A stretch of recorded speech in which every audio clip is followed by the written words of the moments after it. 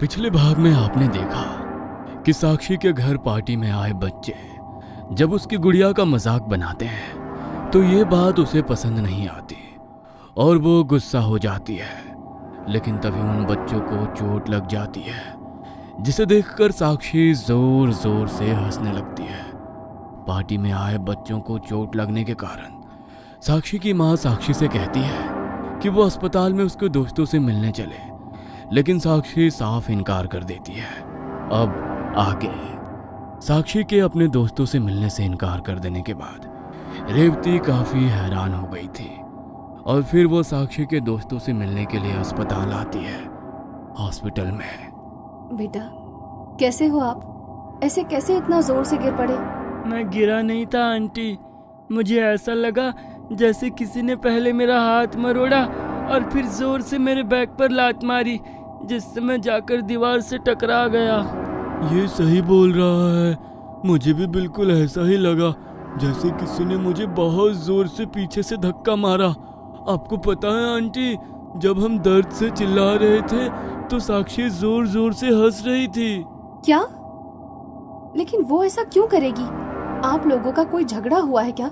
वो बोल रही थी आप लोगों से मिलना ही नहीं चाहती। आंटी आप तो जानती हो ना, हम चारों बेस्ट फ्रेंड हैं, फिर हमारे बीच झगड़ा कैसे हो सकता है? हमारा कोई झगड़ा नहीं हुआ, बस वो एक गंदी सी डॉल लेकर बैठी हुई थी और अकेले में उससे बातें कर रही थी। हमने कहा छोड़ो इस अजीब सी डॉल को, पार्टी में आई हो तो सब मिलकर मस्ती करते हैं, चलो कोई गेम खेलते हैं। लेकिन वो हमारी बात से नाराज हो गई। उसके बाद हम दोनों गिर गए और हमें चोट लग गई, और सबसे अजीब बात यह है वो हमें गिरते देख जोर जोर से हंस रही थी। बच्चों की बात सुनकर रेवती को काफी शर्मिंदगी हो रही थी। इस समय उसका दिमाग काम नहीं कर रहा था। वो साक्षी से कई सारे सवाल पूछना चाहती थी, इसलिए वो वापस अपने घर लौट आती है। रेवती घर पहुंची तब दिन ढल गया था। घर पहुंचकर रेवती देखती है कि पूरे घर में अंधेरा है। सिर्फ बाहर गार्डन से छिटक कर हल्की रोशनी घर के कांच से अंदर आ रही थी। रेवती घर में अंधेरा देख काफी हैरान हो गई थी। वो अंदर आकर हॉल की लाइट ऑन करती है। तभी उससे साक्षी के कमरे से हंसने के खिलखिलाने की आवाज सुनाई देती है।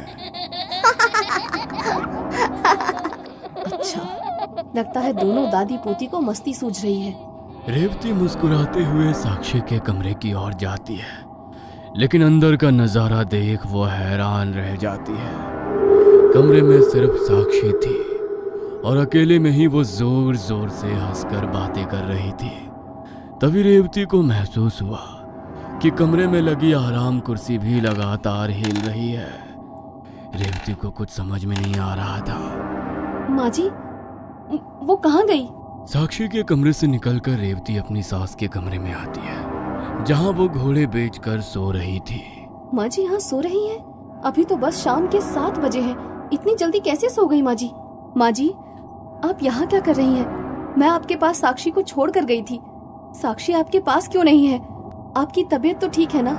इतनी जल्दी कैसे सो गई आप? अरे बेटा, मुझे तो कुछ समझ ही नहीं आ रहा कि मैं अपने कमरे में कब आई और कब बिस्तर पर आकर सो गई। मैं तो हॉल में साक्षी के साथ बैठी हुई टीवी देख रही थी। फिर साक्षी कमरे में अपनी डॉल लेने के लिए गई। उसके बाद मुझे कुछ याद नहीं। क्या हुआ बहू? साक्षी ठीक है ना? कहाँ है वो? आप चलिए मेरे साथ। उनकी धड़कनें तेज हो गई थी, जैसे किसी ने उनकी छाती पर भारी पत्थर रख दिया। उनके कदम तेजी से तुम हॉल में कब आई साक्षी? तुम तो अभी अपने कमरे में थी ना?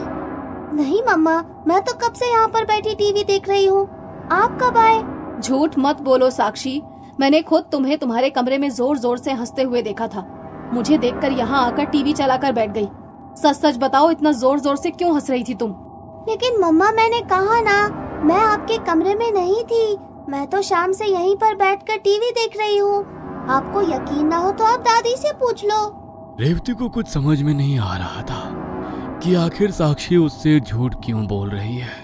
और अगर एक बार को साक्षी की बात को सच भी मान ले तो फिर जिसे उसने कभी कमरे में अजीब ढंग से हंसते और बातें करते हुए देखा था, वो कौन था? तुम ये बताओ, तुमने कुछ खाया? नहीं मम्मा, दादी अपने कमरे में जाकर सो गई थी। मैं तो कब से आपका ही वेट कर रही हूँ। अच्छा ठीक है, मैं खाना लगाती हूँ, तुम हाथ मुंह धो लो। कुछ देर में रेवती ने टेबल पर खाना लगा दिया। साक्षी डाइनिंग टेबल पर खाने के लिए बैठ गई थी। क्या बात है, आज डाइनिंग टेबल पर पापा की याद नहीं आई? रोज तो जिद करती हूँ कि पापा जब तक नहीं आएंगे तब तक खाना नहीं खाओगी। माँ की बात को अनसुना करके साक्षी एकटक बस अपनी गुड़िया को देख देख कर मुस्कुरा रही थी। तुम्हें भूख लगी थी ना? चलो खाना खाते हैं। मुझे ये सब नहीं खाना, बहुत भूख लगी है। मेरे लिए चिकन लेकर आओ। क्या बात कर रही हो तुम जानती हो ना हमारे घर में कोई भी मांस नहीं खाता। किससे सीख रही हो तुम ये सब बातें? मैंने कहा ना मेरे लिए मांस लेकर आओ, वरना मैं खाना नहीं खाऊंगी। देख रही हैं माँ जी आप कितनी जिद्दी होती जा रही है। कहती है चिकन खाएगी और अगर नहीं दिया तो खाना नहीं खाएगी। मैं भी देखती हूँ कब तक खाना नहीं खाएगी। खबरदार जो आज के बाद मेरे सामने नॉन वेज खाने की बात भी की तो। रेवती को गुस्से में बोलते देख साक्षी डाइनिंग टेबल से उठकर अपने कमरे में चली जाती है। अरे छोड़ो भी, रेवती बच्ची है, स्कूल में किसी से सुन लिया होगा। हमारे घर में तो इसने कभी भी किसी को खाते हुए नहीं देखा। बच्चे बाहर से काफी चीजें सीख कर आते हैं, इतना परेशान होने की कोई बात नहीं है। प्यार से समझाओ, मान जाएगी। सास की बात सुनकर रेवती अपने आप को शांत करती है और साक्षी के कमरे में जाती है। साक्षी बेटा जिद नहीं करते ना, आप जानते हो ना हमारे घर में कोई नॉनवेज को छूता तक नहीं है। फिर ऐसी चीजों की डिमांड क्यों करती हो जो मम्मा पूरी न कर सके? अच्छा ठीक है, आज मम्मा आपके लिए स्पेशल पास्ता बनाएगी। चलो अब जल्दी से आ जाओ। रेवती अभी साक्षी से बात कर ही रही थी कि अचानक कमरे की लाइट बंद हो जाती है और कमरे की खिड़की तेज आवाज के साथ खुल जाती है, जिससे रेवती चौंक जाती है। देखते ही देखते कमरे में तेज हवा का झोंका आता है और रेवती को ऐसा महसूस होता है जैसे कोई तेजी से उसे छू कर गुजरा हो। माँ जी, लाइट को क्या हुआ? साक्षी कहाँ हो तुम?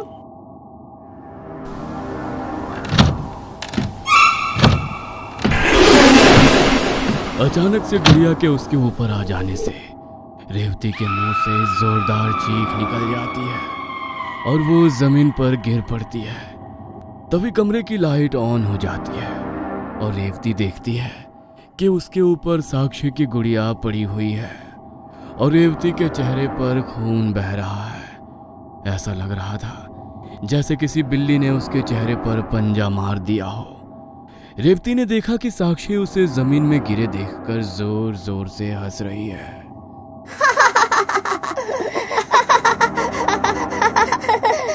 ये क्या हो गया मेरे चेहरे पर? साक्षी, ये गुड़िया अचानक से मेरे ऊपर कहाँ से आई और तुम हंस क्यों रही हो? इसमें हंसने जैसी क्या बात है? आपने खाने के लिए मना किया ना, इसलिए आपके साथ ये सब हुआ है। उसे ये सब बिल्कुल पसंद नहीं है। आगे से उसे कभी किसी चीज के लिए टोकना मत, वो अभी भी गुस्से में है। क्या डॉल की सच्चाई सामने आ जाएगी? क्या वाकई रेवती को गलतफहमी हुई है? ये जानने के लिए देखना ना भूलें कहानी का अगला भाग। और हाँ दोस्तों, कहानी अगर पसंद आई हो तो हमारे channel once upon a time Hindi को सब्सक्राइब जरूर करें और बेल आइकन को प्रेस करना ना भूलें।